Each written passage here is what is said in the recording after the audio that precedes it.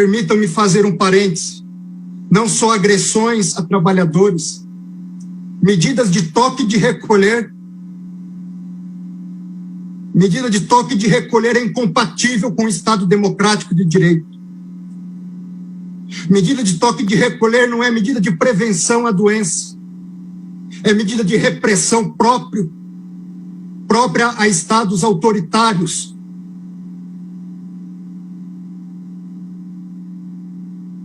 Falemos um pouco de injustiça para tentar encontrar a justiça.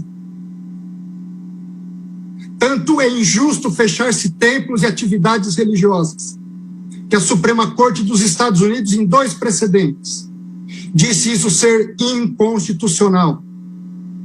Um deles citado brilhantemente pelo ministro Gilmar Mendes.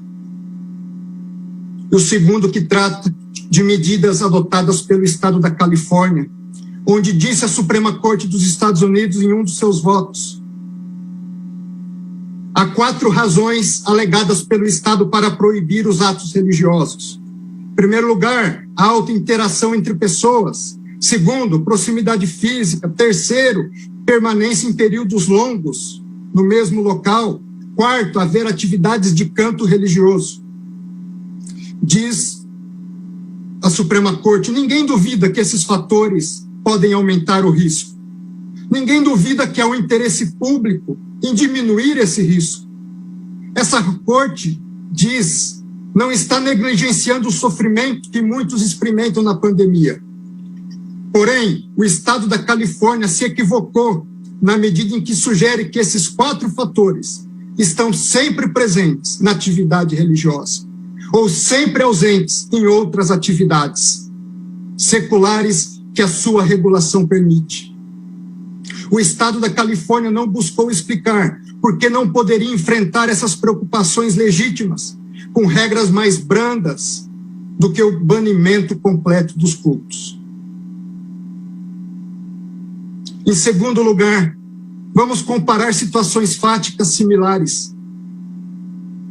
Como estão nossos ônibus, nossos trens, nosso transporte aéreo? Nossas secretárias do lar continuam passando 1h30, 2 horas em ônibus, trens e metrôs superlotados para estarem nos servindo em nossos lares. Hoje nós vamos pegar um avião, tomamos cautela ao entrar no aeroporto, na fila do saguão do aeroporto, mantemos distanciamento e sentamos como uma lata de sardinha, um colado no outro, dentro dos aviões. Foram impedidas reuniões presenciais de trabalho. Os governadores fecharam os sindicatos para suas reuniões, fecharam as associações, fecharam-se partidos políticos. Por que somente as igrejas? Por que essa discriminação? As igrejas, segundo a OMS, o Brasil é o campeão mundial em transtornos de ansiedade. Segundo lugar no mundo em transtornos depressivos que podem levar ao suicídio. E diante de uma situação como essa, artigo publicado no Jornal da Associação Americana de Medicina Psiquiátrica diz que suicídio e coronavírus fazem a tempestade perfeita. E diz um dos trechos do artigo: a frequência semanal a serviços religiosos foi associada a uma taxa de suicídio 5 vezes menor em comparação com aqueles que não frequentam atividades religiosas semanais. No Japão, aumento de 70% no número de suicídios de mulheres em outubro de 2020. Só que, diferentemente de Japão e Estados Unidos, o pobre brasileiro não pode pagar psicólogo. Muitas das vezes é o padre, é o pastor, que está em locais onde o Estado sequer se faz presente. O primeiro a ouvir seus dilemas, suas dificuldades, as agressões que sofrem no lar, a falta de pão, a falta de amizade e de contato com as pessoas. Artigo publicado por Cássia Coelho diz que as atividades religiosas são essenciais no enfrentamento do coronavírus. Ela diz, elas trazem sentido de esperança, reflexão sobre o processamento da testagem positiva, ajuda de várias dimensões no cuidado à saúde, fortalece a humanidade das pessoas.